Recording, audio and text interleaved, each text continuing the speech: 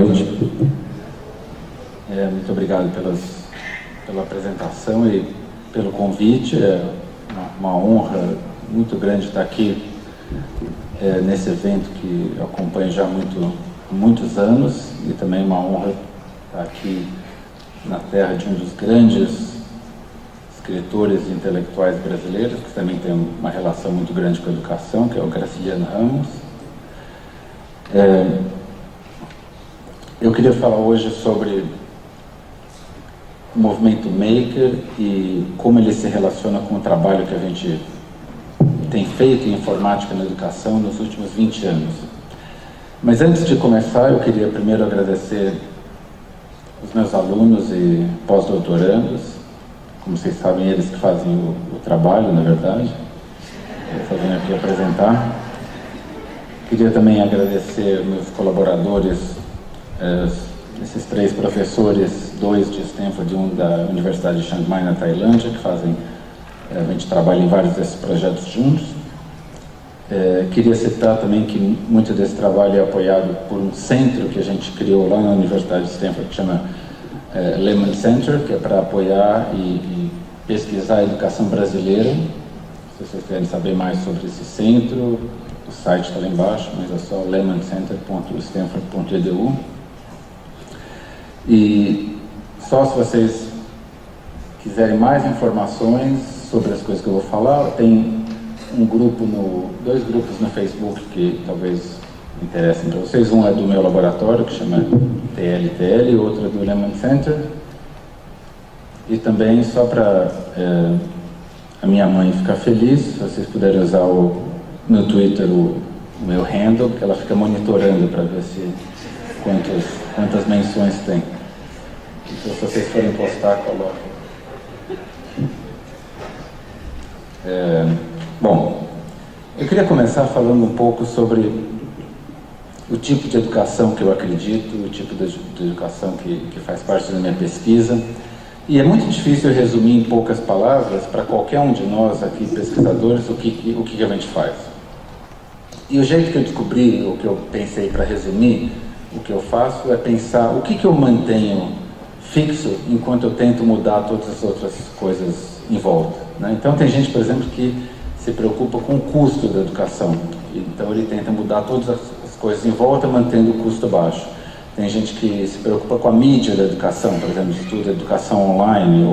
Então, cada pesquisador, cada pessoa tem alguma coisa que é a coisa mais importante que ele mantém fixa enquanto ele muda todas as outras coisas. Para mim, essa coisa que eu mantenho fixa é uma ideia que vocês devem reconhecer do Paulo Freire, que chama educação emancipatória, ou educação para emancipação.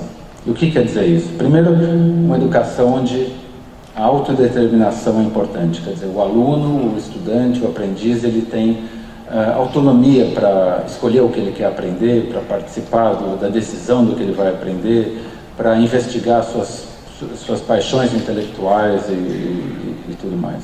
Segundo, onde as ideias que se propõem para os alunos são ideias poderosas, né? No conceito, a ideia do Seymour Papert de ideias poderosas são ideias geradoras.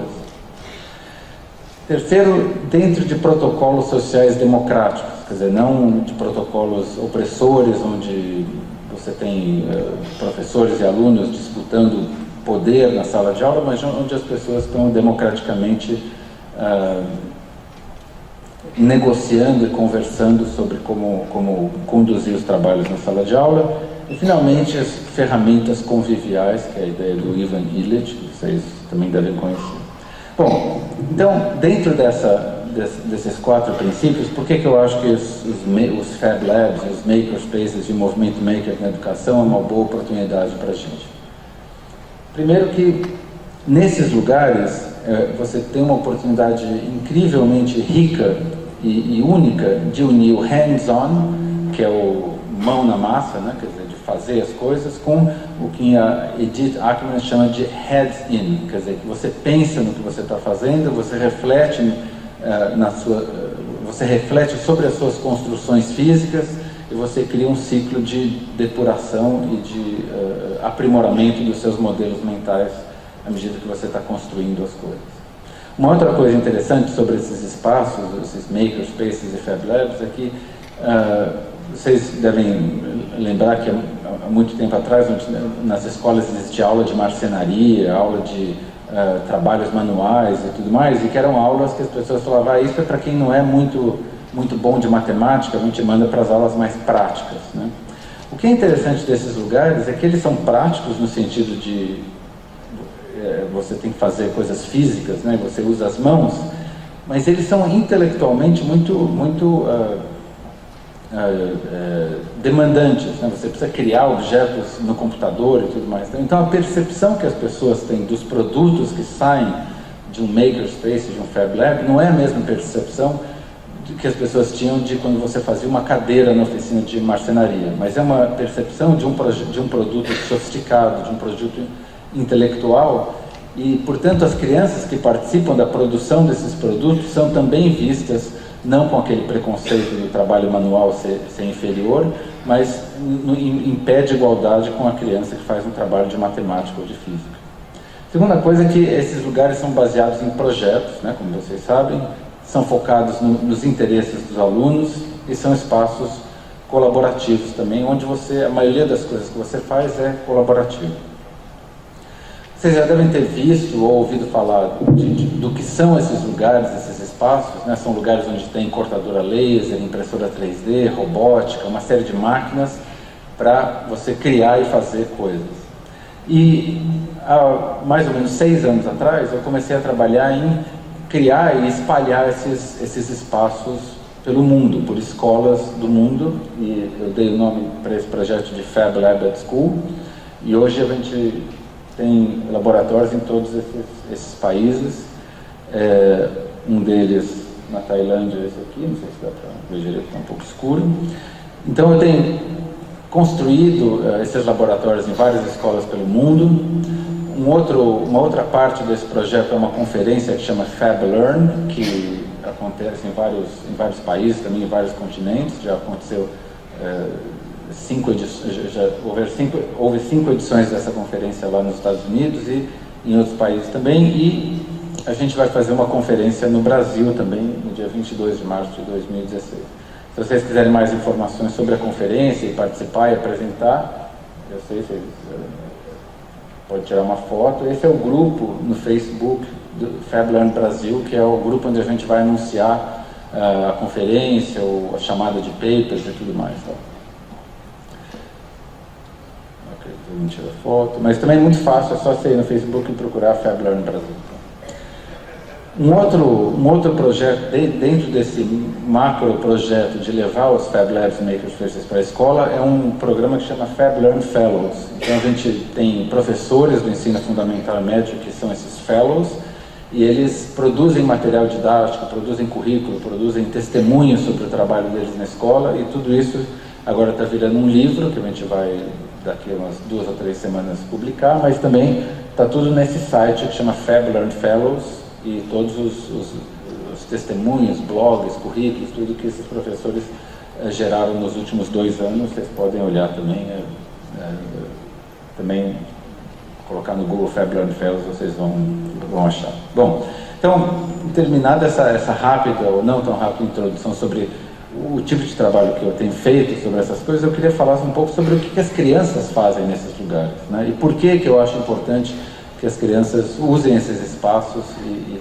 trabalhem nesses espaços. Bom, se a gente olhar há muitos anos atrás, décadas atrás, a linguagem Logo e por que o Seymour Papert criou a linguagem Logo, ele não criou a linguagem Logo porque ele achava que o mundo precisava de mais programadores, porque tinham vagas de emprego para programadores, a gente tem que treinar as crianças para esses empregos. Tal. Ele pensava na programação como uma ferramenta de empoderamento, uma ferramenta de compreensão do mundo moderno, uma ferramenta de entendimento de ideias que são impossíveis de serem entendidas se não através da programação.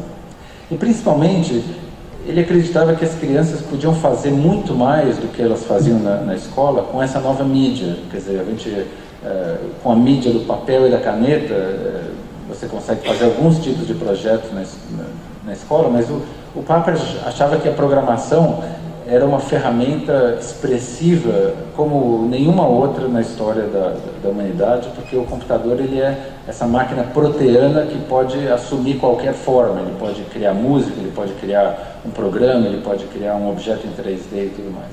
Então, na verdade, eu vejo esses laboratórios como um espaço onde as crianças podem ser mais, podem criar mais e podem dar vazão às ideias e aos projetos que elas têm de uma forma que a gente nunca conseguiu antes, porque as ferramentas eram menos sofisticadas. Então, só para vocês terem uma ideia do que é possível fazer nesses lugares, começando pelos projetos mais simples, por exemplo, uma aula de ciências, onde você vai lá e fala, vamos para o laboratório de ciências, as crianças usam o laboratório durante 40 minutos, depois vão para casa e vão usar de novo o laboratório dali a 2, 3 semanas. Então, o que dá para você fazer em 40 minutos no laboratório de ciências? Não dá para fazer muito.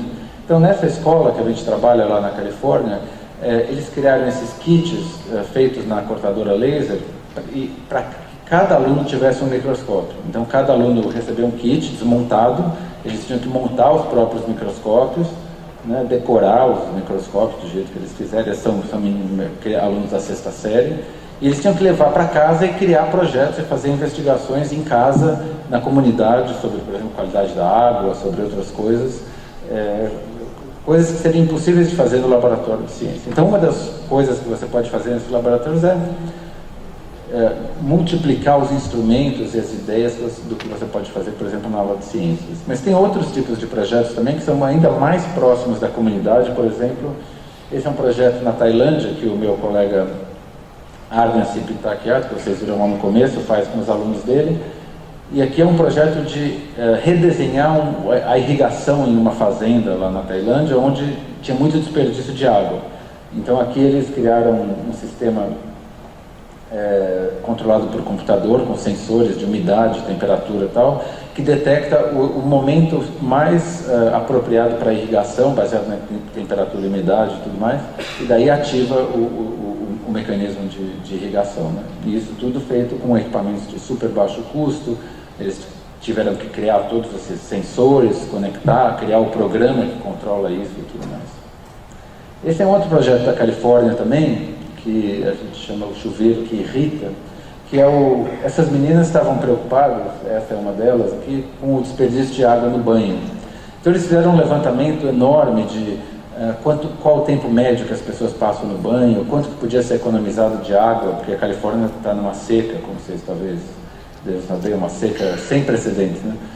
Quanto que poderia ser economizado se as pessoas tomassem um banho 30 segundos menor, ou 1 minuto menor e tudo mais. Então fizeram uma pesquisa enorme e que desenharam um sistema, e isso é um protótipo, né? Aqui tem um vaso sanitário impresso em 3D, e um chuveiro aqui feito com a cortadora laser, e eles conectaram um sensor que detecta quando você liga a água, né? Um sensor de umidade de água, e eles ligaram um tocador de música, né, numa placa de robótica, que começava a tocar músicas no chuveiro, músicas agradáveis, tudo mais. Tal. Quando chegava em 7 minutos, que é a média do tempo do banho nos Estados Unidos, que elas descobriram, as músicas começavam a ficar mais e mais irritantes, para a pessoa sair do banho logo depois dos 7 minutos.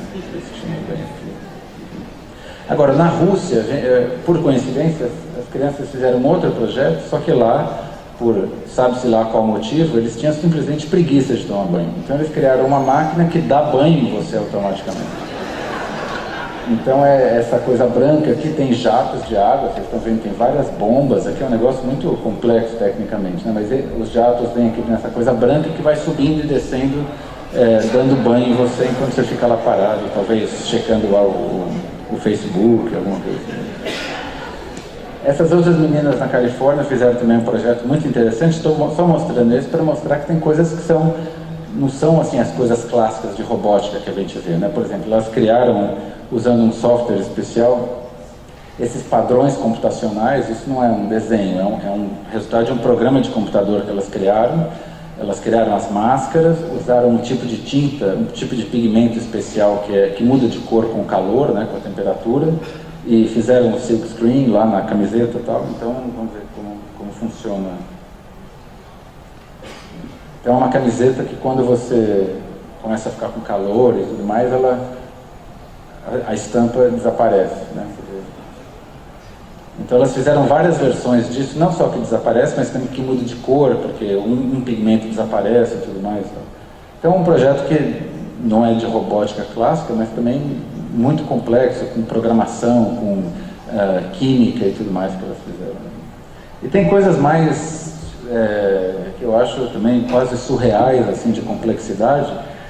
E eu acho que esses dois últimos projetos que eu vou mostrar mostram como a tecnologia, ela não é, né, como vocês sabem, não é para a gente simplesmente ficar fazendo as mesmas coisas de um novo jeito. A tecnologia permite com que os alunos façam coisas inimagináveis, que antes eram só acessíveis a estudantes de pós-graduação em engenharia ou em algum campo técnico, e que de repente, por causa dessas novas ferramentas, isso fica acessível, passa a ser acessível para crianças de 13, 14 anos. Então isso, por exemplo, é um drone que as crianças criaram na cortadora laser e com uma placa de robótica que, de fato... uma outra coisa é que esse drone é para usar em aplicações na agricultura. Então ele tem uma câmera e sensores de temperatura, umidade e tal. Então a ideia desse drone era que ele pudesse voar num campo, né, numa plantação, e detectar, por exemplo, as áreas de baixa e alta umidade, e também com a câmera detectar problemas, por exemplo, uma praga, alguma coisa assim, né? Então, esse é você vê que o drone, de fato, voa. E essa escola é uma escola construcionista na Tailândia. E aqui, esse é o laboratório que a gente criou lá, que vocês estão vendo, aí no fundo, e o drone continua voando, toda a programação, todos os sensores, tudo criado pelas crianças no Fab Lab. Um outro projeto que eu acho também incrível é um satélite que essas crianças na Tailândia criaram, e não sei se vocês já ouviram falar do CubeSat, que é um satélite muito pequeno, mas que vai até 30 km de altitude. Então eles criaram esse satélite com câmeras, sensores e tudo mais, e mandaram para o espaço e depois recuperaram as imagens e tudo mais tal, e fizeram esse vídeo que depois vocês podem ver na internet. Então, quer dizer, 5 anos atrás, quem diria que crianças do ensino médio iam criar um satélite, mandar um satélite a 30 km de altitude, ou criar um drone que pudesse monitorar um campo, uma plantação e tudo mais. Então, estou falando isso só para vocês entenderem que essas novas ferramentas, elas permitem coisas inimagináveis, e eu acho que esse é o grande papel da informática na educação, é dar essas ferramentas para as crianças criarem coisas assim. E um outro projeto, que é o último que eu vou mostrar que é uma coisa que eu gosto particularmente, é que a gente recebe muitos alunos no nosso laboratório que fazem estágio no verão, ou que participam de atividades, de oficinas e tudo mais, e 2 desses alunos, que eram de uma comunidade muito carente em East Palo Alto, né, que é uma cidade logo do lado de Palo Alto, que é uma comunidade latina, com muitos imigrantes, né, que chegam do México e tudo mais. E esses 2 alunos, o Miguel e Jesus, eles trabalharam no nosso Fab Lab e ficaram tão empolgados em levar isso para a comunidade, levar isso para outros alunos, que quando eles terminaram o ensino médio, eles vieram para a gente e falaram: agora a gente quer usar o conhecimento que a gente adquiriu de CAD, de engenharia e tudo mais, para criar um laboratório na nossa escola, né? Então esse é o Jesus explicando o modelo em 3D que ele criou do laboratório, do Fab Lab, que ele criou para a escola dele, que agora a gente está construindo, né? Então esse era um laboratório de química, e ele criou tudo isso em 3D, né, no software de CAD e tal. Então ele está mostrando aqui onde fica a cortadora laser, onde fica a impressora 3D e tudo mais. Então todo esse modelo, tudo eles criaram sozinhos, um software de CAD, e agora a gente conseguiu um financiamento para, de fato, criar esse laboratório, reformar o laboratório para eles.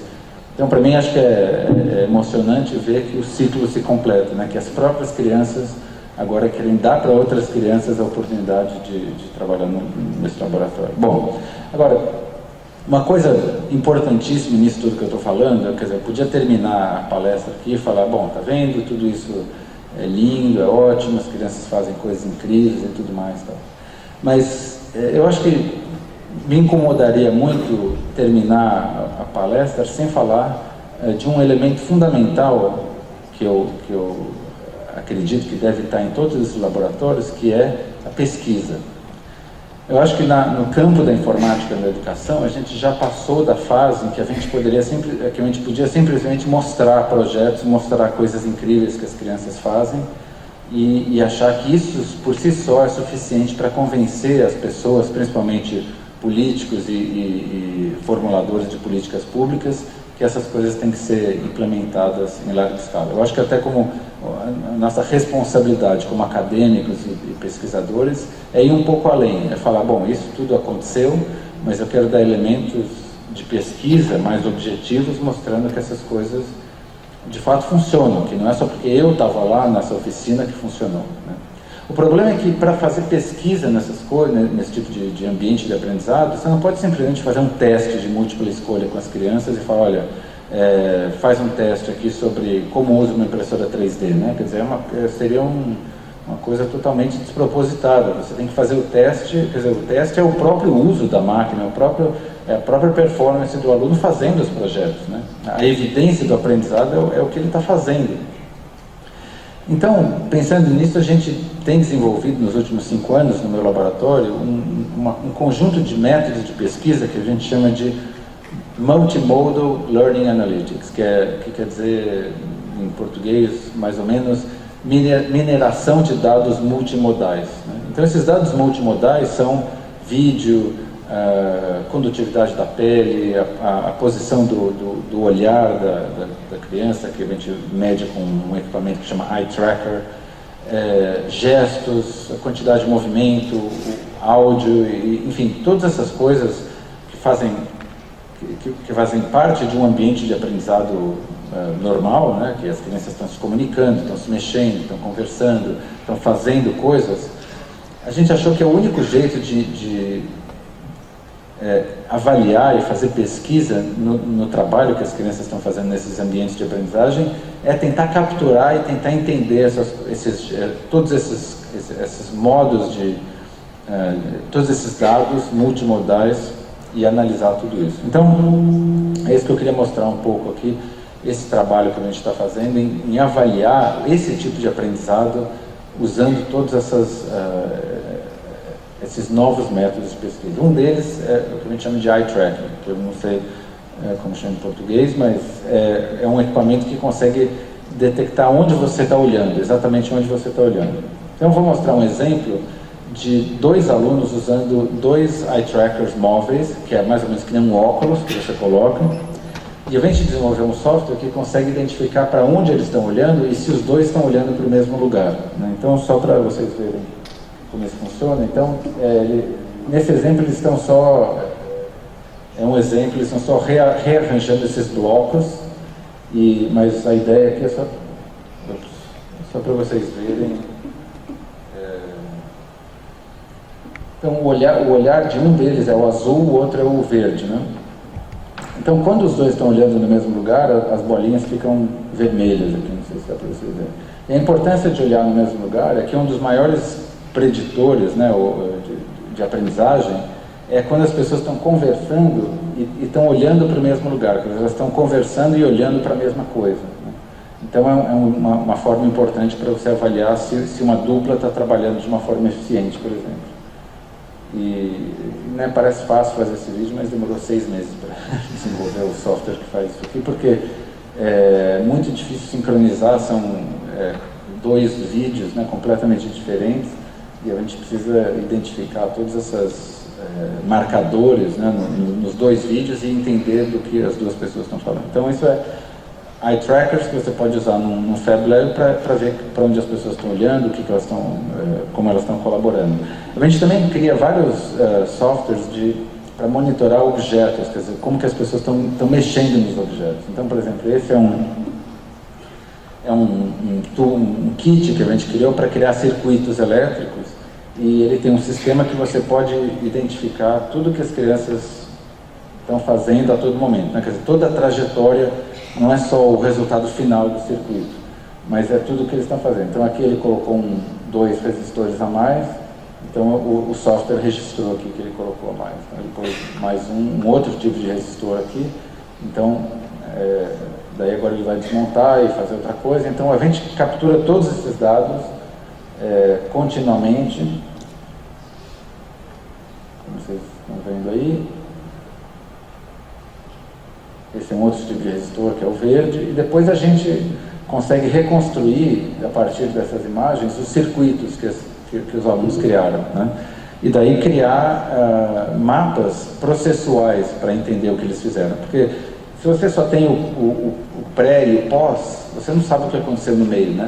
O aluno pode até ter a resposta certa do problema, mas você não sabe como que ele chegou na resposta certa. Então, desse jeito, a gente pode criar esses mapas que permitem que a gente saiba, talvez ele tenha feito 5 ou 6 erros de um determinado tipo antes de chegar na resposta certa.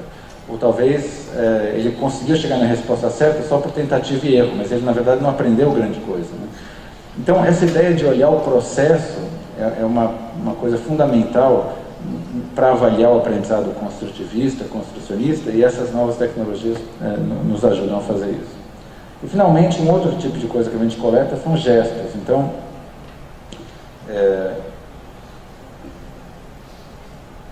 aí são 2 meninas montando um sistema de engrenagens, né? Um sistema de diferencial. Então, elas estão sendo filmadas, mas a gente tem um sensor de gestos que está também filmando essa mesma imagem, então vocês vão ver daqui a pouco o que acontece. Então, a gente consegue detectar a posição do corpo, todas as juntas, a posição da cabeça e tudo mais, e também um software de reconhecimento facial, se elas estão engajadas, felizes, frustradas, tudo mais. Então a gente consegue capturar tudo isso, e depois eu vou mostrar o que a gente faz com esses dados. Bom, então mostrar alguns estudos para vocês que a gente faz com todos esses dados.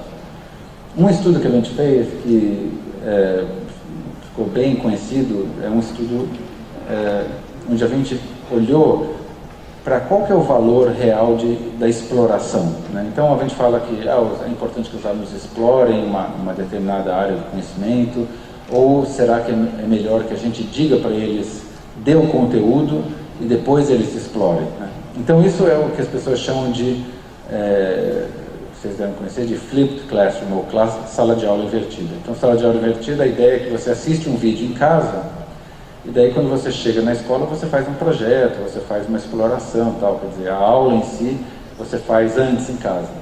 E eu sempre desconfiei que essa era uma ideia muito, quer dizer, que contradiz tudo que a gente sabe sobre a ciência cognitiva, né? De que você assiste um vídeo antes e depois faz o projeto. Então, a gente resolveu testar isso. E o que a gente fez foi comparar 2 grupos. Um grupo que fez o flipped classroom tradicional, ou seja, ele primeiro recebeu o conteúdo por um vídeo e depois ele explorou usando uma mesa interativa que a gente desenhou. E o outro grupo, ele primeiro explorou na mesa interativa, mesmo sem saber nada sobre o campo do conhecimento lá, que era uma coisa sobre o corpo humano, e depois ele recebeu a aula em vídeo, né? Então, os 2 grupos tiveram exatamente a mesma experiência, só que na ordem invertida.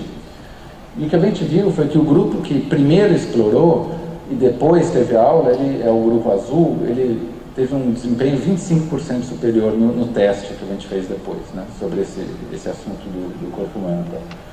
E a gente fez 3 ou 4 replicações desse estudo, mostrando que essa ideia de que você dá um vídeo para a criança e aí depois você faz a exploração, ela quer dizer, não funciona tão bem quanto a outra coisa que a gente chamou de flipped classroom.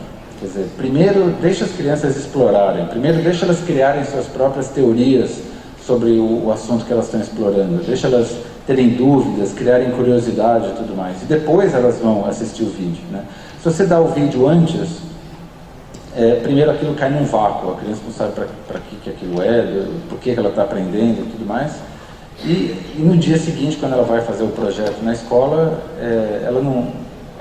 você não gerou a curiosidade, você não gerou as questões, ela não teve esforço cognitivo de tentar entender aquele processo, ela simplesmente recebeu as informações prontas. Então esse é um dos estudos que a gente fez, e depois a gente fez um outro estudo onde os dois grupos usavam a mesa interativa, só que com uma pequena diferença. Um dos grupos, então nesse caso a gente queria testar só, quer dizer, usando a mesma mesa interativa, mas um grupo tinha um vídeo professor que ficava dando instruções passo a passo do que a criança tinha que fazer. Então esse é um sistema, uma mesa interativa sobre o ouvido humano, né, o sistema auditivo. Então nesse grupo as crianças iam tentando por conta própria, tentando acertar, e nesse grupo tinha um vídeo professor falando exatamente o que eles tinham que fazer passo a passo. E a gente teve os mesmos resultados. As crianças que receberam a instrução do vídeo professor passo a passo, que é esse azul, tiveram um desempenho 25% menor do que as crianças que tiveram espaço para explorar, para criar suas próprias teorias. Então esse é um tipo de estudo que a gente faz mostrando que existe um valor cognitivo real em deixar que as crianças explorem uma área do conhecimento. Isso não é só um sonho de utópicos construtivistas, isso é uma coisa cientificamente comprovada que é o melhor jeito de aprender. É você primeiro criar suas próprias teorias e depois você entrar em contato com o conhecimento normal. Claro, isso não quer dizer que isso que a gente fez funciona para todos os campos do conhecimento, em todas as idades e tudo mais, mas pelo menos para os campos que a gente estudou e para as idades que a gente estudou, parece que é esse o caso, né? Um outro tipo de estudo que a gente fez, que é bastante diferente desse, é sobre o raciocínio espacial. Então, o raciocínio espacial, a gente sabe que ele tem um poder muito grande ele tem um poder de predição muito grande do desempenho em matemática dos alunos, né? Então, alunos que têm um raciocínio espacial deficiente, por quaisquer que sejam os motivos, eles acabam tendo um desempenho em matemática inferior a outros alunos que têm raciocínio espacial maior. E tem muitas teorias falando por que os alunos têm raciocínio espacial melhor ou pior. Tem pessoas que acham que é uma questão de gênero, que meninas têm o raciocínio espacial menor que meninos, tal, mas ninguém, na verdade, sabe por que isso acontece. Pode ser que a questão do gênero é só uma questão de falta de oportunidade, né? Ou de um preconceito que se quer dizer, uma profecia que se autorrealiza, né? Não existe nenhuma evidência biológica de que isso é diferente em meninos e meninas. Mas, enfim, o que a gente fez foi criar uma atividade no Fab Lab onde as crianças tinham que usar intensamente o raciocínio espacial. Então, essa atividade a gente chama de Omni-Animal, que elas têm que criar esse animal em 3D a partir de placas em 2D, né, que elas cortam na cortadora laser. E o que foi, assim, surpreendente e também muito interessante que a gente viu, a gente deu para as crianças o teste padrão de raciocínio espacial, antes e depois, né? E o resultado que a gente viu foi que, quase não dá para ver, mas os meninos não melhoraram em nada, praticamente, o raciocínio espacial, né? Mas as meninas, elas alcançaram o desempenho que os meninos tinham nessa oficina de uma semana. Então, o que isso mostra, é que não é simplesmente um efeito que a gente chama de repeated testing, né? Que você faz um teste várias vezes, você vai ficando melhor no teste. Porque os meninos não ficaram melhor no teste, né?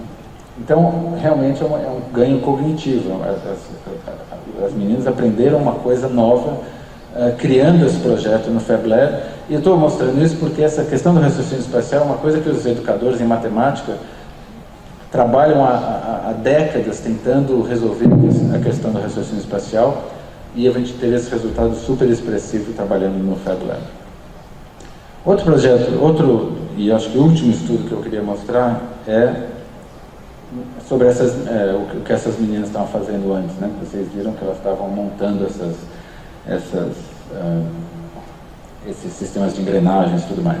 Então, uma das coisas interessantes desses novos métodos que a gente está desenvolvendo é que a gente pode fazer esse tipo de pesquisa em escala. Então, por exemplo, aqui vocês veem duas meninas, né? Mas na verdade a gente fez esse estudo com 24 crianças e esse vídeo, ele mostra todas as 24 crianças ao mesmo tempo, todos os gestos, tudo que eles estão fazendo ao mesmo tempo. Esse é a parte de cima da tela são iniciantes e a parte de baixo são experts, né? Se você olhar bem o que eles estão fazendo, não dá para notar nenhuma diferença, né? Porque exatamente o ponto é esse, a olho nu a gente não consegue acompanhar tudo que está acontecendo ali. Mas a gente viu várias coisas interessantes. Por exemplo, a gente viu em primeiro lugar que as crianças que são mais passivas, quer dizer, que elas se mexem, têm menos movimento, elas aprendem menos. E as crianças que são mais ativas, elas aprendem mais. Então tem uma correlação entre a quantidade de movimento e o quanto você aprende, né? Então quanto mais ativo você vai, mais você aprende. Mas o resultado mais interessante não foi esse. O resultado mais interessante é que o melhor preditor de aprendizado não foi a quantidade de movimento, mas foi a quantidade de vezes que você alterna entre passivo e ativo. Então uma criança que está trabalhando no projeto, ela para possivelmente para pensar no que ela está fazendo e depois ela continua. Essa é a criança que tem um desempenho maior do que a criança que fica mexendo o tempo todo no projeto, né? E a gente viu, se vocês olharem aqui de volta, que os iniciantes têm uma frequência de pausa de 1 por minuto, uma pausa por minuto, e os experts, que são só crianças um pouco mais velhas, têm uma frequência de 3 pausas por minuto. Então, isso é uma coisa que a gente sabe do trabalho qualitativo com as crianças, né? Que o ciclo ideal de construção, que é o ciclo construcionista, né? De você criar um objeto, refletir sobre o que você está fazendo, compartilhar e refazer os seus modelos mentais e melhorar o objeto e manter esse ciclo correndo durante o tempo que você está nesse ambiente de aprendizagem. E é exatamente isso que a gente conseguiu medir, que as crianças que fazem esse ciclo de uma forma melhor, elas aprendem mais, e as crianças que ou ficam totalmente passivas, ou ficam sempre mexendo, sem nunca refletir sobre o que elas estão fazendo, elas têm um desempenho pior. Bom, isso pode ser útil, por exemplo, para você treinar professores, fazer formação de professores, e falar para eles, olha, isso é uma coisa que a gente observou no laboratório, se você vê crianças que nunca param para refletir, talvez isso seja um problema, talvez você deva conversar com seus alunos e ensinar eles a parar e refletir e tudo mais. Então isso tem consequências diretas para a sala de aula. Outro estudo que também eu acho que tem consequências diretas é um estudo que a gente fez, que a gente chama de líder e seguidor, né? Então nesse estudo a gente teve as crianças trabalhando em pares, e a gente sabia, tinha crianças de alta experiência, né, alto desempenho e baixa experiência. Então tem 3 tipos de grupos, né? A gente tinha duas crianças de alto desempenho, vamos chamar, trabalhando juntas, 2 crianças de baixo desempenho, ou um grupo misto de crianças de alto e baixo desempenho trabalhando juntas. E o resultado que a gente teve foi também muito surpreendente. Bom, 2 crianças de alto desempenho trabalhando juntas, as duas aprendem muito, né? Esse é o ganho de aprendizado. 2 crianças de baixo desempenho trabalhando juntos também têm um baixo desempenho. Agora, os 2 grupos mistos que são muito interessantes. Quando um grupo misto, quer dizer, uma criança de alto e baixo desempenho, quando a gente chamou de driver, ou líder e seguidor, né? Ou em inglês a gente chamou de driver e passenger. Quando a criança que controla o teclado do computador, controla o mouse e está controlando as coisas, quando essa criança é a criança de alto desempenho, esse é o desempenho do grupo, né? Quer dizer, as duas não aprendem muito. Quando é a criança de baixo desempenho que está controlando a situação, que está controlando o teclado, está controlando o mouse e tal, eles aprendem quase tanto quanto as 2 crianças de alto desempenho. Então o que isso mostra? Que, é claro, quando a criança de baixo desempenho que está controlando o robô, ou o computador e tudo mais, a outra criança que já sabe mais, ela tem que se transformar numa espécie de um professor, ela tem que conversar e falar, não, faz isso, mas por que eu tenho que fazer isso? Porque está acontecendo isso. Então, nesse tipo de engenharia social, você estimula um tipo de colaboração que é produtiva, ao passo que aqui é um tipo de colaboração que é improdutiva, porque a criança que já sabe está fazendo tudo e a outra está só observando, né? Então, esse tipo de coisa que a gente, claro, você pode sentar lá e observar, né, durante horas e horas o que está acontecendo, mas esses novos métodos permitem que a gente possa fazer isso numa escala que nunca foi antes possível. Bom, eu queria agora, na penúltima parte da minha palestra, falar de novos kits e novas ferramentas que a gente cria. E eu queria falar uma coisa, talvez seja um pouco polêmica, não sei, talvez você, que eu chamo da involução do Arduino. Então, o Arduino é uma ferramenta de robótica, de computação física que vocês conhecem muito bem, imagino, e eu acho que é uma das coisas mais pavorosas e horríveis de usar numa sala de aula, por essa razão. Na década de 80, era assim que a gente programava a robótica, com logo. Então, isso aqui qualquer pessoa entende, né? Para piscar uma luz, repete para sempre, liga a porta A, espera 10 segundos, desliga, espera mais 10 segundos. Qualquer um entende isso. Na década de 90 tinha uma outra plataforma que chamava Basic Stamp, que é parecida com o Arduino, de certa forma, que tinha esse tipo de linguagem. E hoje em dia, a gente faz as crianças escreverem um programa assim para fazer piscar uma luz. Quer dizer, o que quer dizer void loop? O que quer dizer pin mode, não sei o que, output? Em vez de on é high, em vez de off é low. Quer dizer, é uma coisa, para mim é surreal usar isso com criança. Nada contra se vocês já usaram, mas espero que vocês não repitam isso. É claro que tem muitas linguagens, dá para usar com Scratch e tudo mais, mas isso é um exemplo que eu estou mostrando de como a gente evoluiu em vários aspectos na informática, na educação, só porque a gente parou de prestar atenção que não é só ensinar programação, tem linguagens e linguagens de programação. Tem linguagens que expõem a criança a uma complexidade inútil e torturante e que assusta a criança, e tem linguagens que foram desenhadas brilhantemente por gente que entendia de educação. Além disso, a construção física, para você fazer uma coisa super simples, com essa arquitetura, você precisa de 7 fios e um botão e resistor e uma breadboard, que eu não sei como chama em português também, para fazer uma luz piscar. Isso com as plataformas que o grupo do Papert desenhou, o Cricut, precisava de uma peça e a placa mãe, né? Uma coisa assim super simples que agora virou complicado. Eu vou falar por que eu acho que isso é complicado. Eu não acho que é gratuito, é porque o discurso sobre por que a gente tem que ensinar essas coisas para as crianças mudou também, que é o que eu vou falar no final.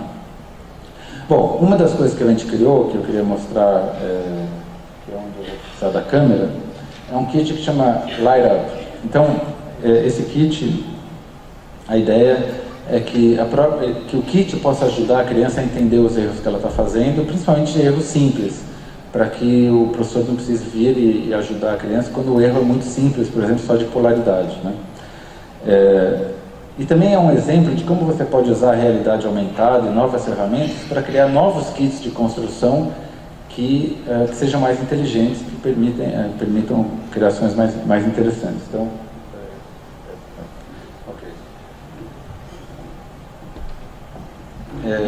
esse kit que eu estou mostrando aqui foi criado por 2 alunos na minha aula, numa disciplina que eu dou em Stanford, e como eu não tenho nenhuma participação acionária na empresa, eu fico muito confortável em mostrar, porque eu acho que é um produto que é super interessante. Então, como todo professor, eu fiz voto de pobreza, então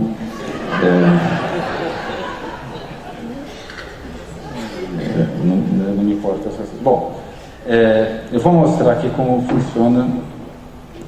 Esse kit é um kit para aprender a fazer circuitos, tá? Então tem peças assim, por exemplo, esse é um LED, essa é uma bateria. Então eu vou montar um circuito para fazer o LED piscar ali na mesa, tá?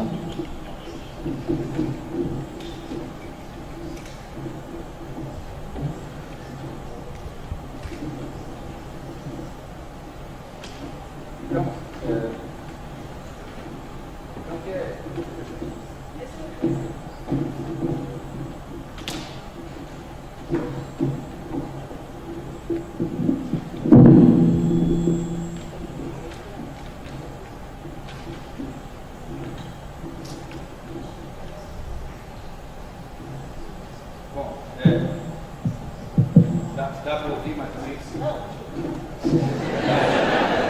Ok, então nesse kit vocês estão vendo, tem uma bateria que é o vermelho, tem um LED que é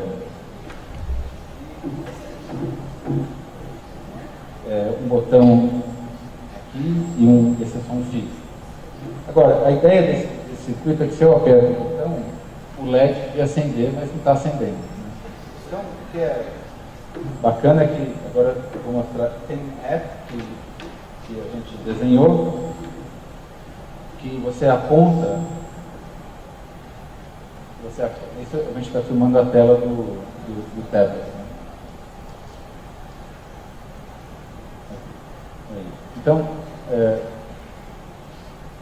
o app reconhece todos os componentes que estão no circuito. Não sei se dá para vocês verem, está escrito lá, bateria, fio.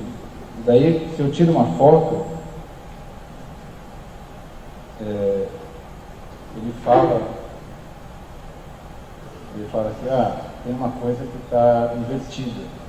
Então pega o LED e roda ele, porque ele está com a polaridade errada. Tá? Então daí eu vou fazer isso, tá? Vou pegar e mudar o LED e vou verificar de novo. Então eu vou tirar outra foto.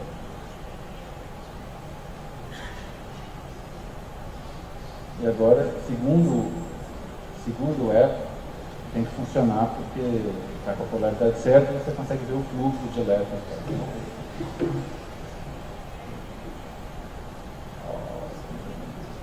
Vocês estão vendo, né? Ok. Então, eu acho que... Pode voltar, obrigado.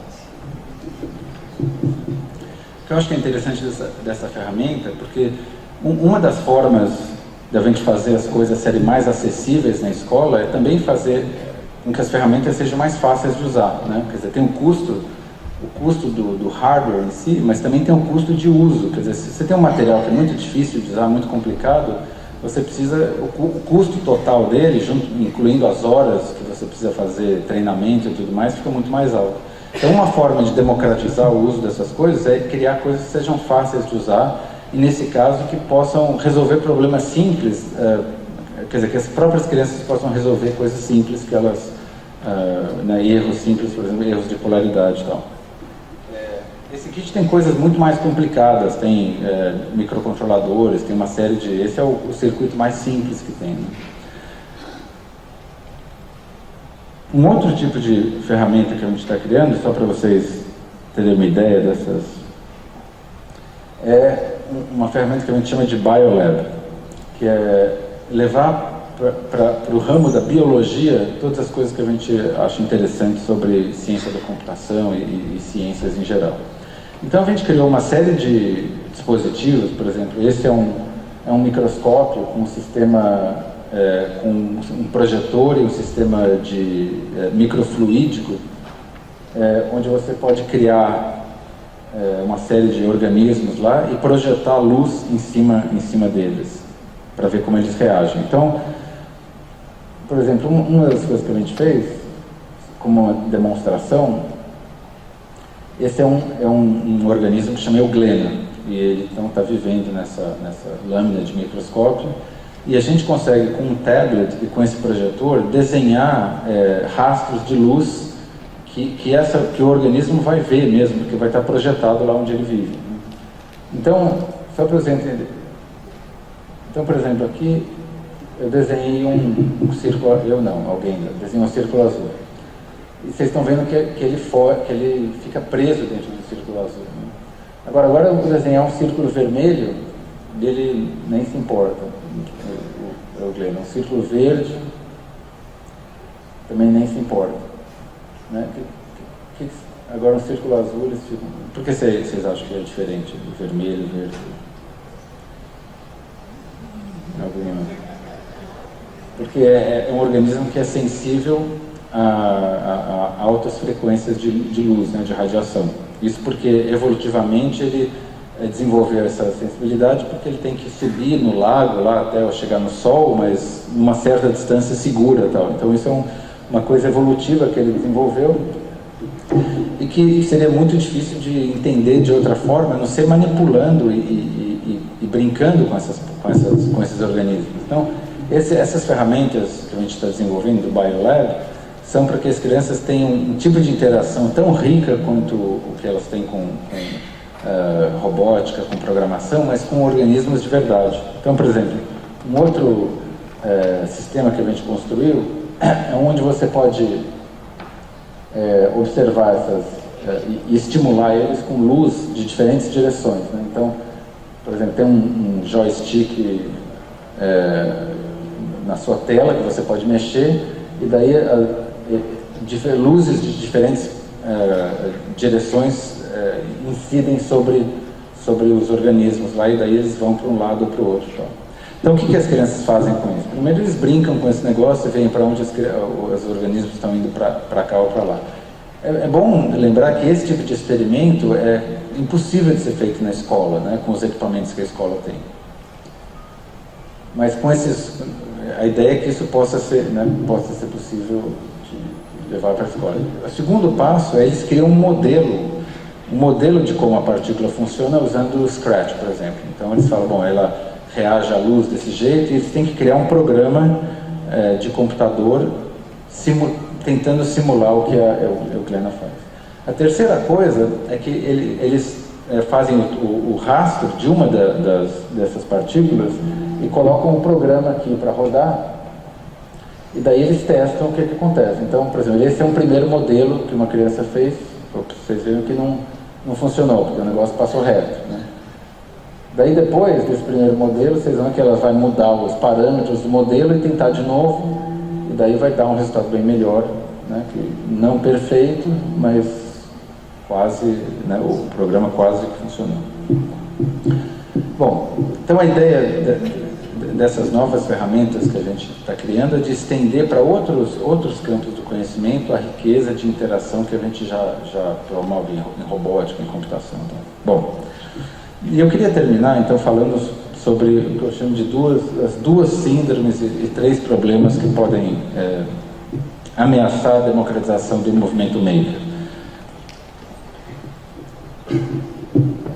A primeira síndrome eu chamo de a síndrome do chaveiro, e isso é uma coisa que eu aprendi também com o meu orientador de mestrado, David Cavallo, que está aqui na audiência, até, que ele sempre me falava muito que uma das piores coisas da tecnologia é a trivialização. É você pegar uma coisa que é interessante, que é complexa, e transformar numa coisa trivial, e as crianças só fazem coisas triviais com a tecnologia. E o que acontece em muitos desses makerspaces e Fab Labs é que é muito fácil você criar um objeto que seja bacana, que seja interessante e tal, porque é um objeto em 3D que você criou do nada, né? Então, o que eu vejo em muitos lugares é que as crianças vão no makerspace, no Fab Lab, baixam um arquivo da internet de um chaveiro, imprimem o chaveiro lá no makerspace e daí levam para casa e falam, olha, eu fiz um negócio em 3D, e mostram para todo mundo, e fica famoso na escola porque ele fez um chaveiro em 3D, mas aquele chaveiro não tem nada de complexo, de interessante, não tem nada de construção, não tem nada da criação do aluno, ele simplesmente usou o fato de que essas máquinas fazem todos esses objetos super diferentes e inéditos e tudo mais, para ficar popular na escola, né? Para levar para casa e tudo mais. Então, o que acontece é que muitas escolas ficam fazendo chaveiros ou de novo, e isso vira a vida do Fab Lab, do Makerspace, que são só projetos triviais de meia hora, onde a criança vai, faz uma coisa que ela mal participa cognitivamente do processo, ela baixa da internet, faz uma coisa simples e daí no dia seguinte vem outra turma e faz a mesma coisa e tal. Quer dizer, a ideia de fazer projetos profundos, projetos complexos, desaparece. Então essa é a síndrome do chaveiro, que é a síndrome da trivialização, da simplificação ao extremo do que se pode fazer com essas máquinas. A outra que eu chamo a síndrome de Moscou. Então o primeiro laboratório que eu criei foi em Moscou, numa escola pública em Moscou, e a gente foi, treinou os professores e tudo mais, e como Moscou é longe, a gente não podia, depois de um ano, quando acabou o financiamento inicial, a gente ficou um ano sem ir nessa escola. E quando a gente voltou, o laboratório, o Maker e tudo mais, tinha virado uma espécie de clube de robótica para os alunos que já tinham facilidade com robótica, né? Então, de um lugar que deveria ser democrático e atrair todo tipo de criança e tudo mais, aquilo virou um clubinho normalmente dos meninos que já gostavam de engenharia, que eram 10 ou 15, e eles criam uma cultura em torno do laboratório que espanta todas as outras pessoas, né? Então essa síndrome de Moscou que a gente viu é que tem um perigo muito grande desses laboratórios virarem um clubinho, assim como acontece muitas vezes com a robótica nas escolas, né? Que vira também um clubinho e não uma força para democratizar essas práticas na escola.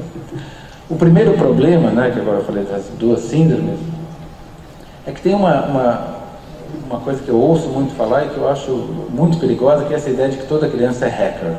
Que você joga a criança no laboratório e ela vai se virar e fazer coisas incríveis e tudo mais, sem nenhuma ajuda de um adulto ou de um professor e tudo mais.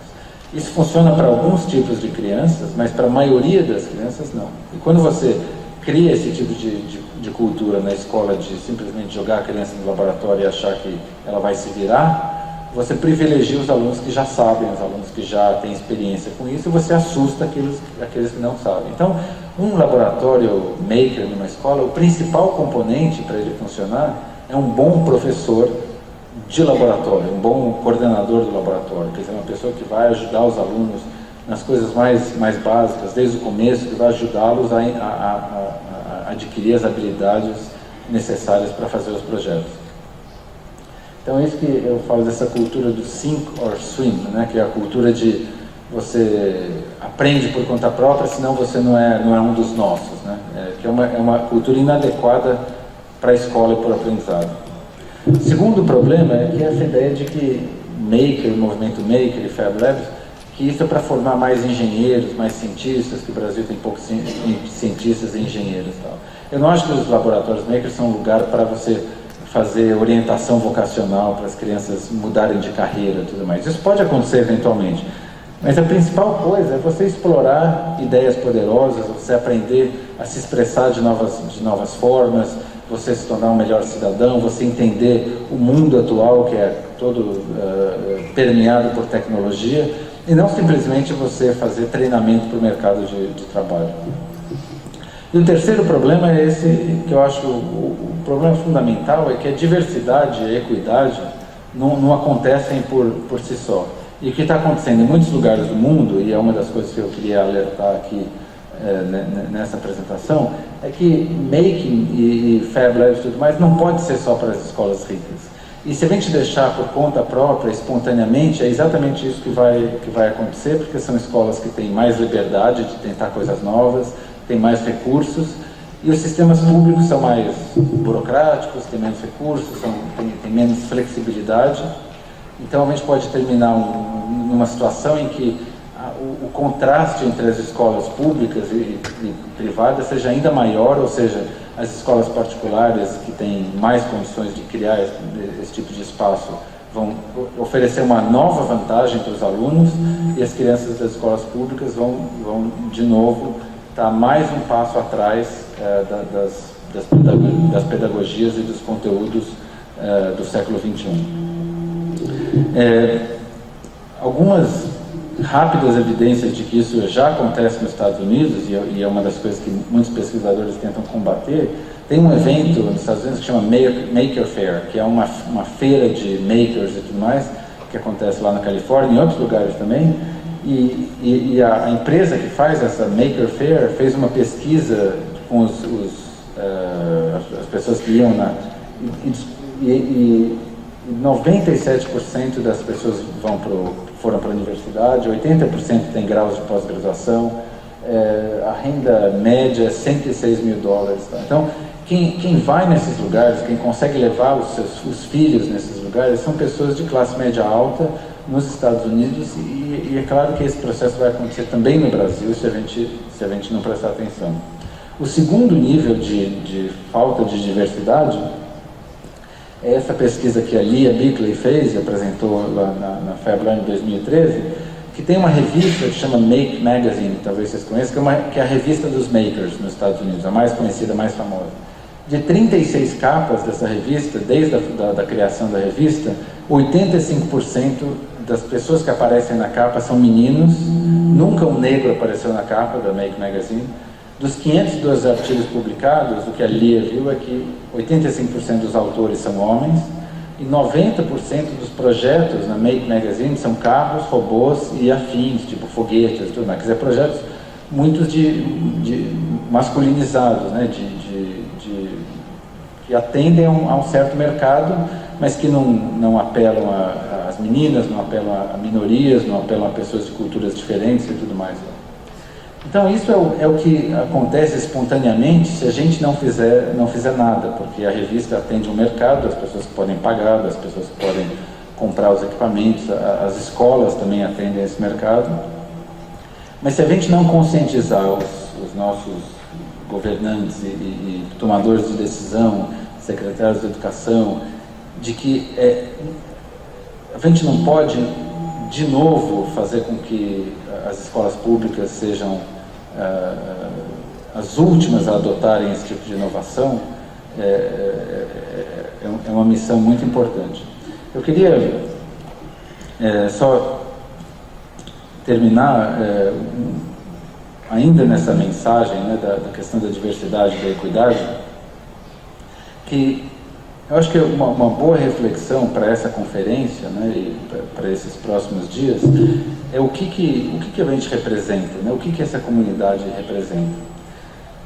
É claro que as pessoas têm diferentes focos de pesquisa, diferentes instrumentos de pesquisa, vêm de diferentes instituições e tudo mais. Mas eu acho que a minha sugestão para pensar o que a gente representa, o que essa comunidade representa, é que a gente adote uma obsessão, que é a obsessão pela educação, pela equidade.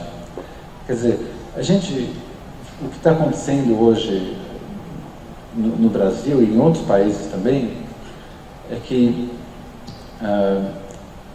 existem dois tipos de usos da tecnologia na educação. Tem um uso que são os espaços maker, que é usar Scratch na sala de aula, que é usar programação, que é fazer robótica e tudo mais, que é o que a gente sabe por 10, 20, 30 anos de pesquisa, que é o que mais estimula cognitivamente o aluno, que é o que ensina o aluno a resolver problemas, que ensina o aluno a ter um pensamento crítico e tudo mais. Tem um outro uso da tecnologia da educação, que é massificar um sistema que é obsoleto e imbecilizante, que é o sistema de dar aulas e provas e tudo mais. E a gente viu um renascimento dessa ideia em várias iniciativas que hoje já estão descreditadas, né, como, por exemplo, universidades online, né, eu não vou citar nomes aqui, mas grandes empresas que, de repente, prometeram que iam dizimar as universidades, oferecer todos os cursos online, ou pessoas que começaram a gravar aulas em vídeo e falaram que isso ia revolucionar a educação, também sem citar nomes, mas esse segundo uso das tecnologias na educação, que vamos massificar uma coisa que já não funciona bem, é um uso perigoso porque ele é um uso socialmente estratificado, quer dizer, quem vocês acham que vai ter acesso à robótica, aos makerspaces e tudo mais? Qual classe social vai ter acesso a esse tipo de oportunidades?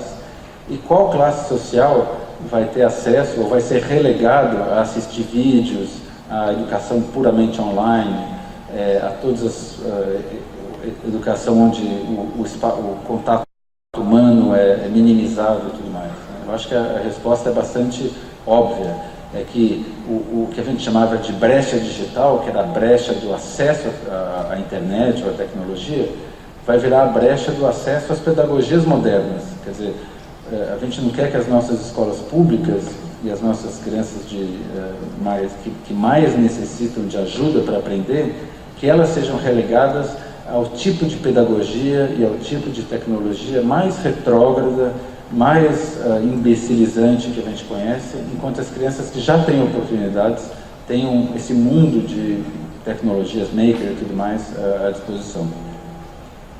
Então, eu acho que a gente devia, como comunidade, pensar muito nessa questão de como as diferentes tecnologias são socialmente estratificadas e como não tem ninguém do Brasil que entenda o suficiente sobre isso,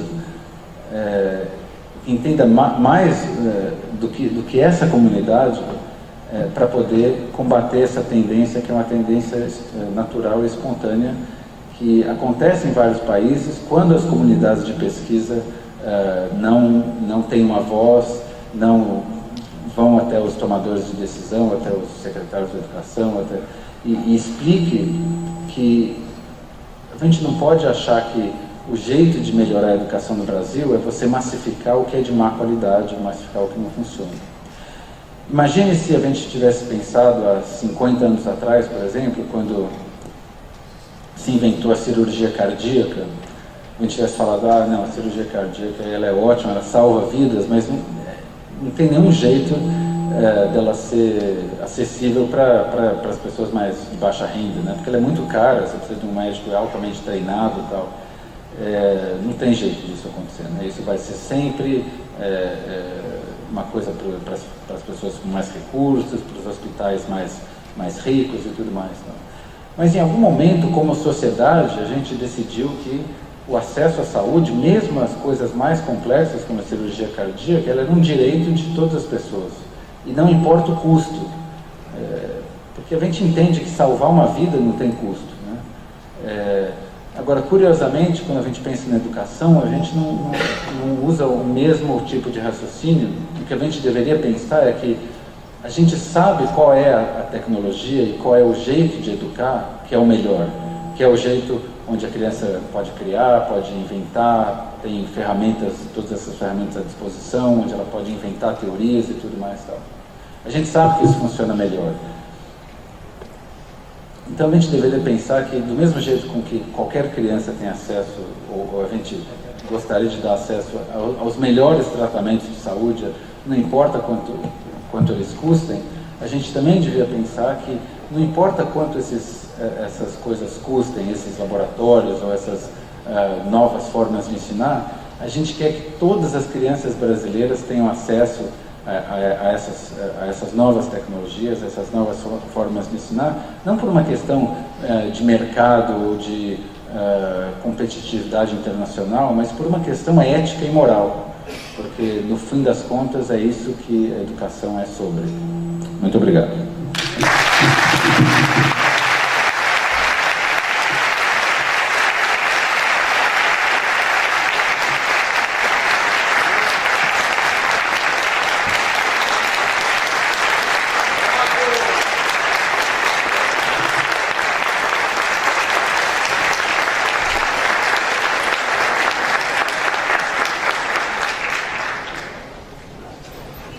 Muito obrigado. Se tiver alguma pergunta, não sei se a gente ainda tem tempo, mas... Gostaria primeiramente de agradecer ao professor Paulo Glickstein pela fantástica apresentação e abrir agora perguntas. Se tiver, vai passar uma pessoa com o microfone.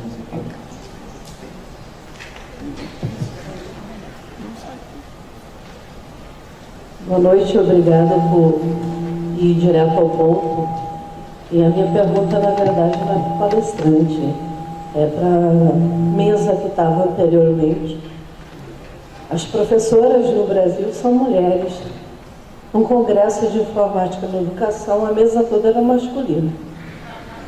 E o professor veio falar de equidade de gênero. Cadê nós mulheres da informática da educação? Posso responder?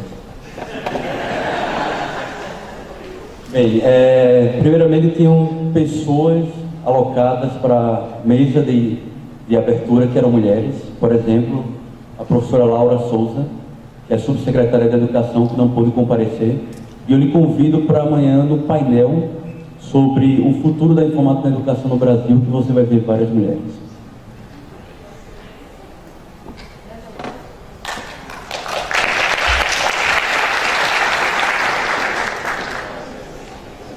Bom, boa noite, eu queria agradecer pela palestra brilhante, fiquei aqui super empolgada. Eu queria fazer uma pergunta que não tem tanta relação de repente direta com o que foi falado na palestra, mas com o que tem surgido ultimamente nas notícias, a gente tem visto algumas estratégias de mudança de currículo, de deixar disciplinas e cursos da área de humanas um pouco de lado, incluir disciplinas, estratégias voltadas para a programação no currículo básico das crianças. E eu queria ver qual que é o seu ponto de vista com relação aos espaço makers, como que eles podem ajudar as crianças, na verdade, a trazer esse lado das disciplinas de humanas também, junto com as práticas de computação e robótica. Obrigado pela pergunta. A gente trabalha muito com... o jeito que a gente trabalha nas escolas não é só de ter, por exemplo, atividades extra-classe, né, nos espaços maker. A gente tem atividades durante o tempo normal de aula. E o jeito que a gente faz isso é pedindo para o professor ou para a professora redesenhar uma unidade curricular para usar o espaço maker. Então, é claro que o professor faz uma dupla lá com o coordenador do laboratório ou coordenadora do laboratório, e eles juntos redesenham uma unidade curricular. E muitas vezes essas unidades não são em exatas, né? Por exemplo, tem uma professora de história, que é uma das fellows lá, que fez uma unidade onde as crianças tinham que criar um monumento histórico para um personagem da história americana. Então eles tinham que pesquisar a vida desse personagem, o que ele fez, o que ele representa ou ela representa, e eles tinham que criar um monumento histórico, quer dizer, uma praça ou com uma estátua e com inscrições e tudo mais e tal.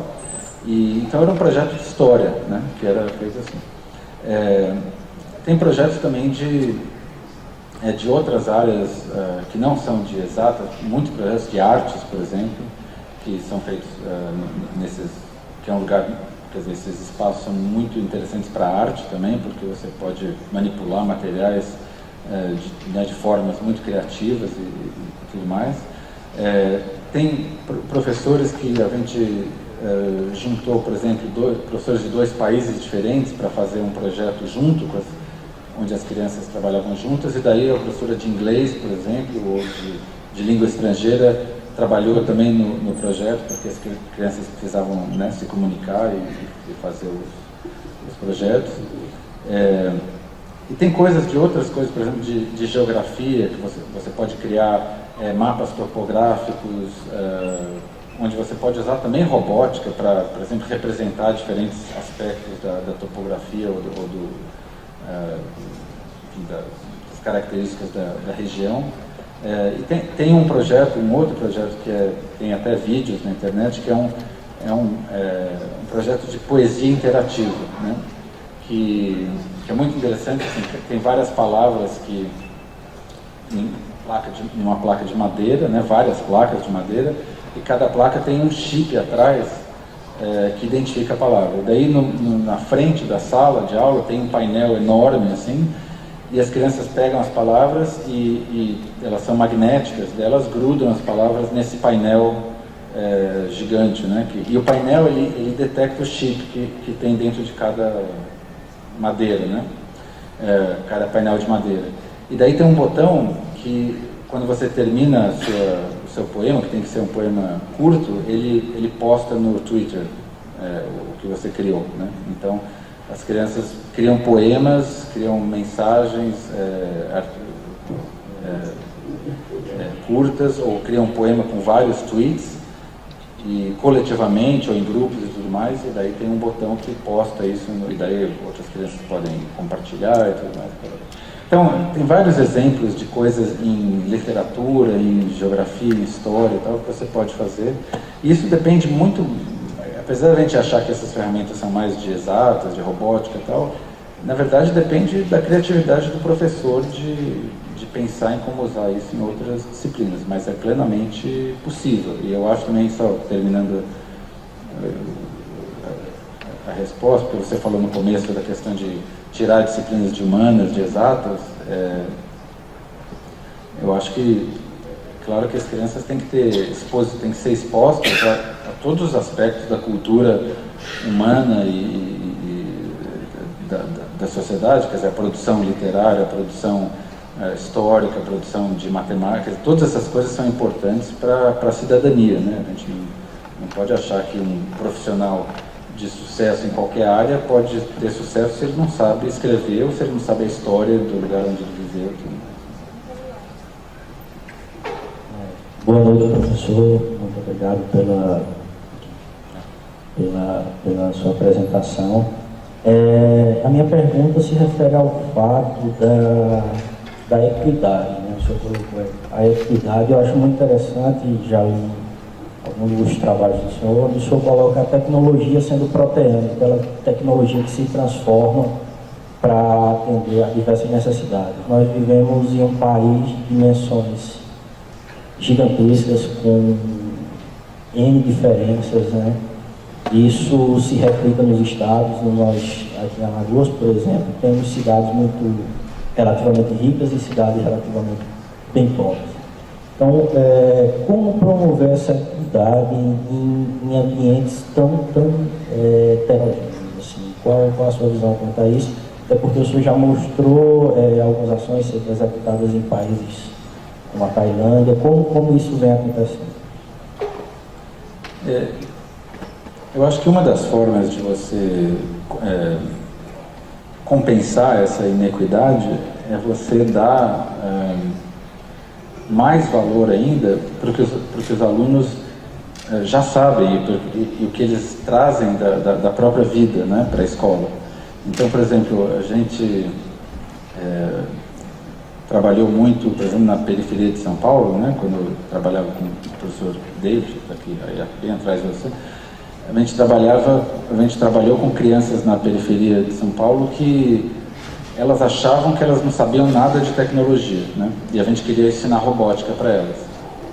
E trabalhando com elas durante alguns dias, eu percebi que elas achavam que não sabiam nada de tecnologia, mas elas eram ótimas em desmontar coisas e usar sucata e dar um jeitinho nas coisas, consertar e tudo mais.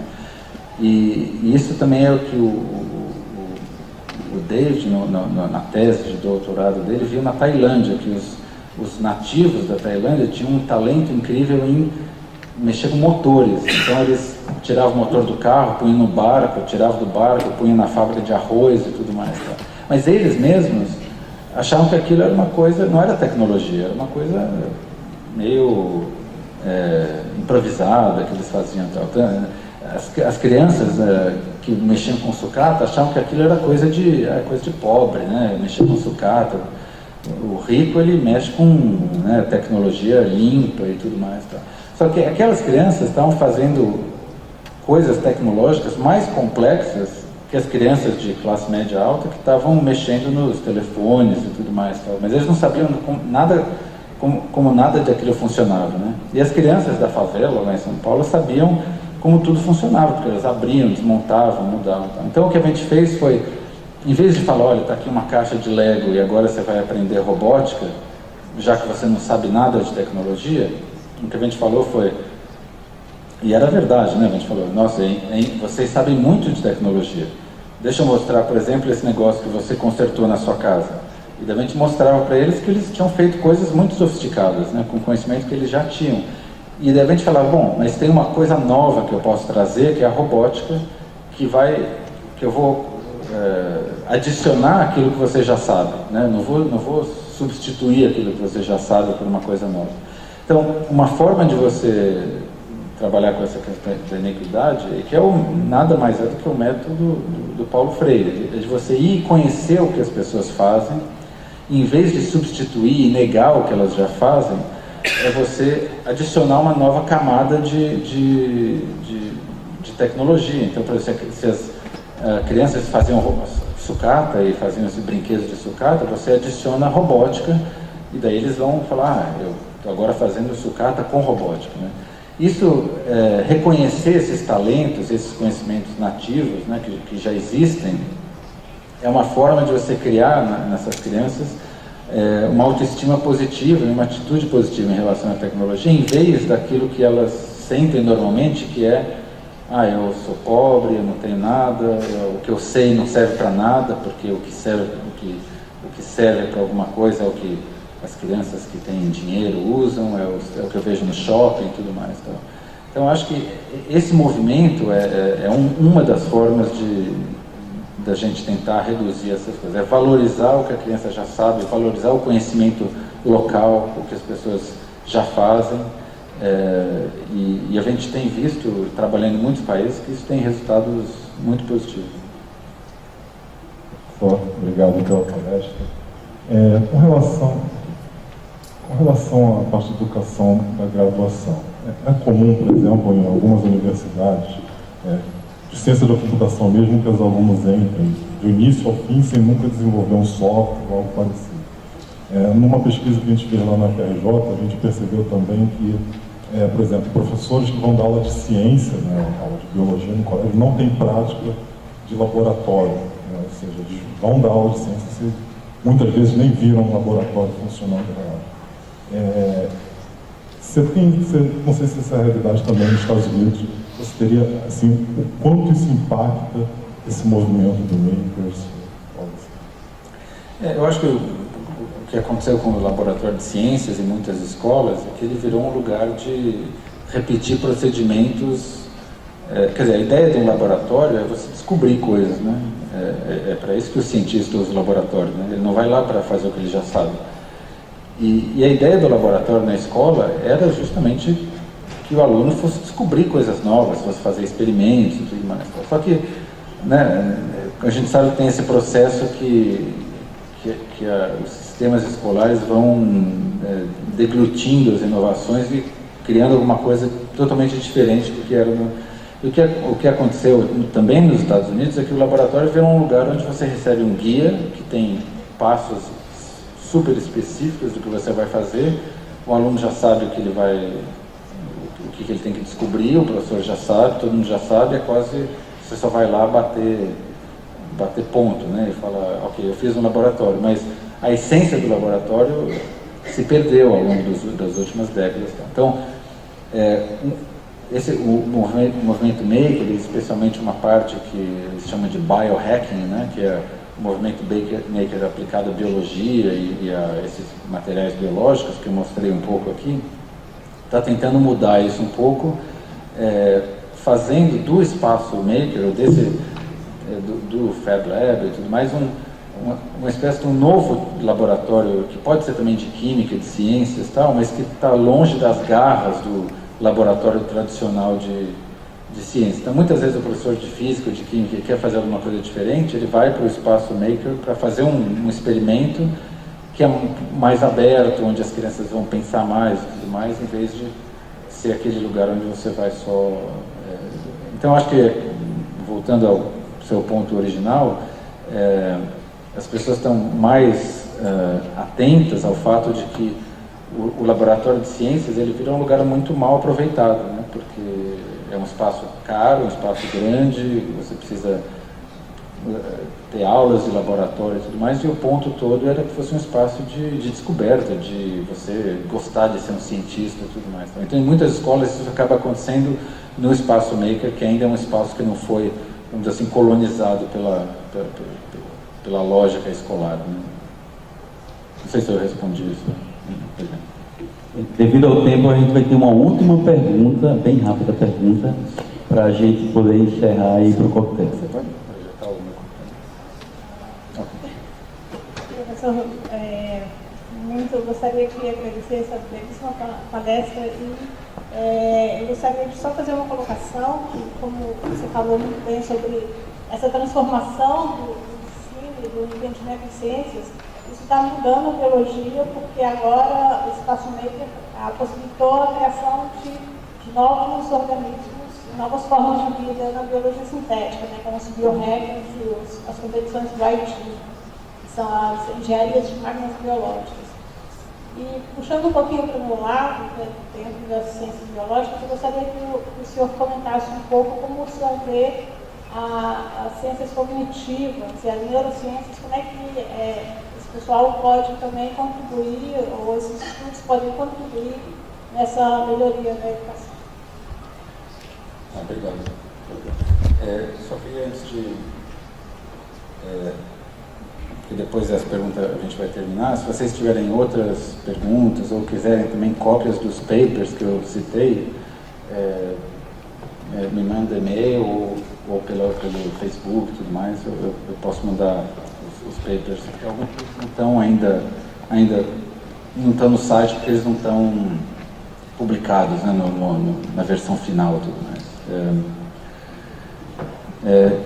Também, só antes de terminar, queria falar que a gente no Centro Lehman tem um programa de pesquisador visitante, e alguns de vocês aqui, inclusive um que está ali, que é o André, ele vai passar 3 meses lá em Stanford. Então, se vocês têm interesse em passar um tempo em Stanford como pesquisadores visitantes, ou mesmo visitar o centro, entrem em contato com a gente. Tem um prazo todo ano que as pessoas mandam uma aplicação e daí ela é analisada e tudo mais, né?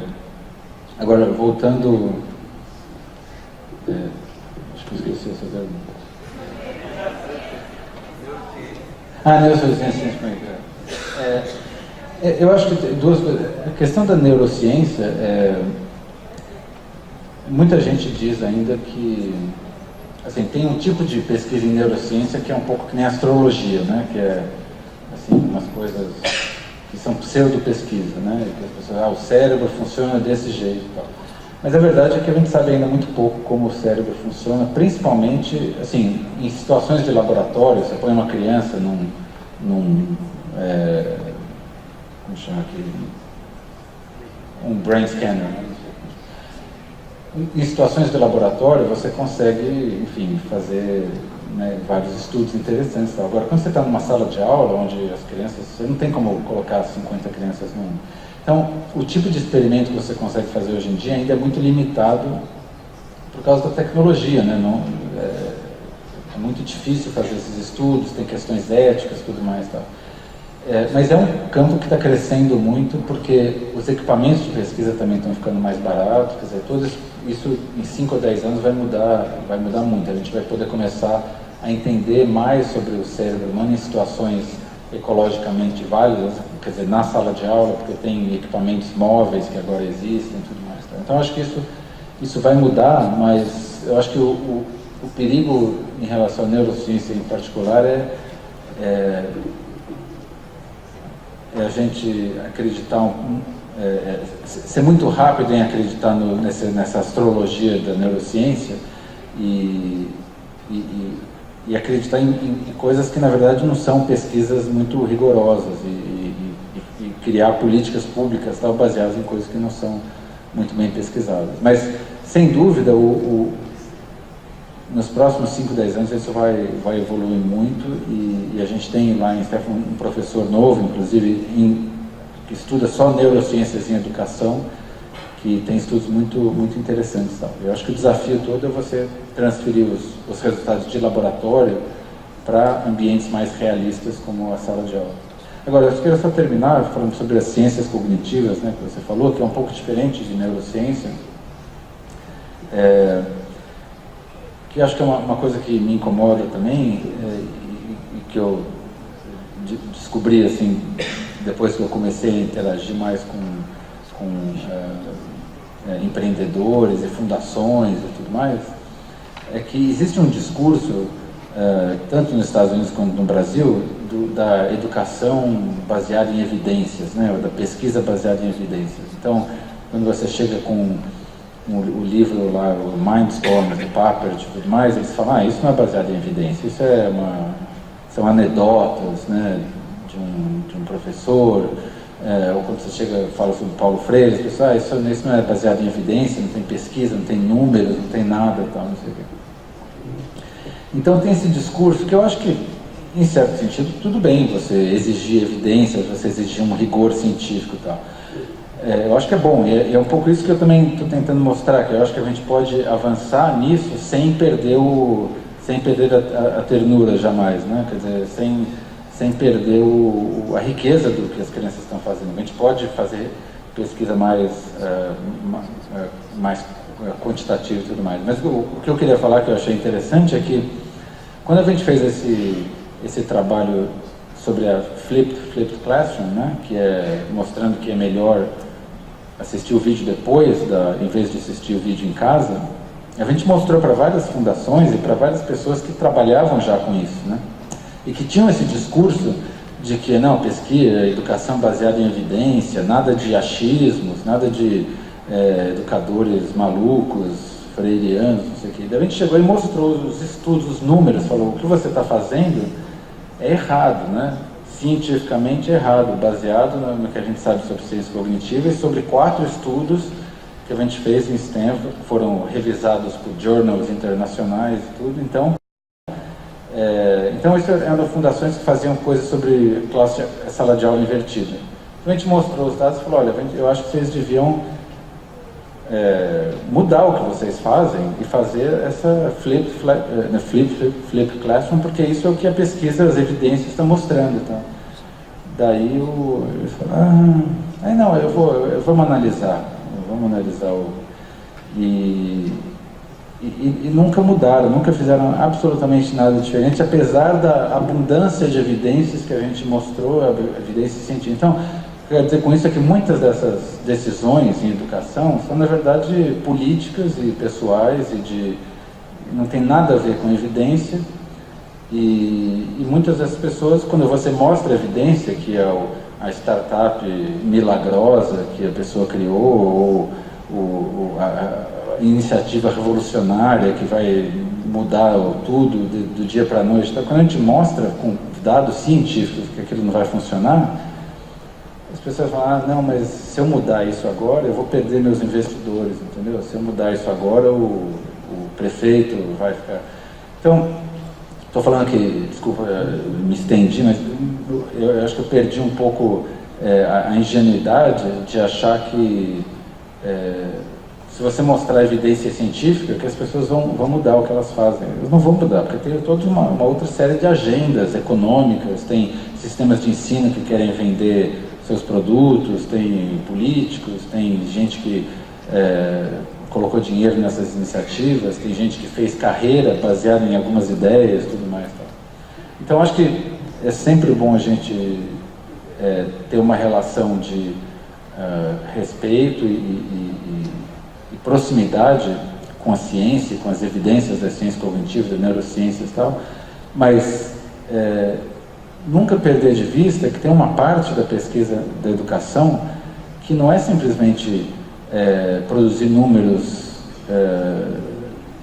independente do que a gente acredita que a educação deva fazer. Se eu produzir uma pesquisa mostrando que a criança aprende matemática melhor se eu der uma palmada nela por dia, pode ser que ela aprenda, que ela melhore o desempenho no Enem e tudo mais, mas eu não vou fazer isso, né?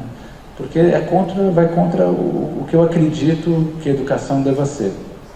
E eu acho que da mesma forma, se alguém me falar, tem uma pesquisa que fala que se a gente repetir 20 vezes o mesmo conteúdo em sala de aula, que as crianças, na 20ª vez, ela vai aprender e daí vai ir muito bem na prova. Tá? Eu também não vou fazer, porque eu não acho que é para isso que sirva a educação. Né? Então, quando eu falei no começo lá da educação emancipatória, é que eu acho que a gente, em algum momento, tem que definir qual que é o princípio que a gente acredita e o que a gente quer fazer, e o que a gente quer que aconteça, e daí a gente constrói uma ecologia, um universo de coisas em volta para que esse tipo de educação aconteça.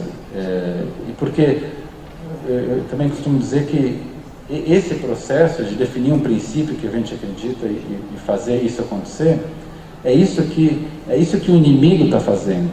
Porque tem muita gente que acha que a educação é uma outra coisa e ele não está nem aí com as evidências. Eles simplesmente vão fazendo a agenda do jeito que eles querem. Então, acho que nossa responsabilidade como pesquisadores também, a gente não quer impor uma agenda, a gente quer impor uma agenda que respeite a ciência, que respeite a pesquisa, mas a gente tem que saber o que a gente quer da educação e não ficar muito defensivo quando as pessoas criticam pessoas como Paulo Freire, como Papert e tal, dizendo que eles não são científicos ou que eles não têm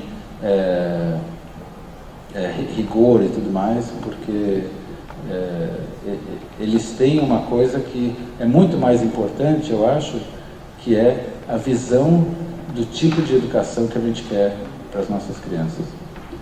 Obrigado.